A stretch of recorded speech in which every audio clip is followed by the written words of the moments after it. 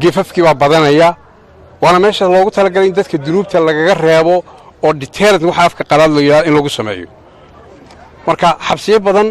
ayaanu kuwa dibada u rarnaa xabsigan tiro badan baa hadda ku xidhan oo ilaa 190 qof ah waxa ka bilaabmay 6 kamida waxa ku dhacay xanuunkii shiban biyoodka cisbitaalka loola cararay oo la geeyay ma dhiman way nool yihiin alxamdulillah si fiican bay u soo kabanayaan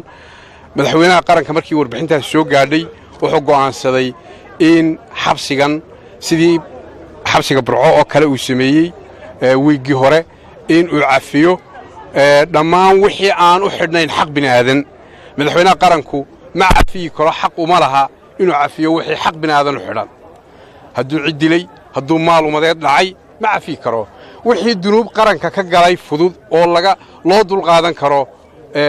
muxuu ahaayay ayuu go'aansaday inuu cafiyo tiradooda waxaa maanta gacanta lagu hayaa ilaa bariila saadan baa la sii deynayaa jeelka burco 85 baa madaxweynuhu ka cafiyay oo sii daayay markii xaaladani ku timi jeelkii burcoweyna waa socdaa halkana jeelkiisii waa socdaa muxuu ahaayay marka intaas baanu warbaahinta u sheegaynaa aad baa u mahadsantiin waxa kale oo iyadana kor loo qaadi doonaa nadaafadda iyo daryeelka xabsiga dhexdiisa daryeelka noloshooda muxuu ahaayay dhowrka caafimaadka waxyaalahaana kor baanu u qaadaynaa wax walba waa aragnimo laga korsadaa aad iyo aad baa u mahadsantiin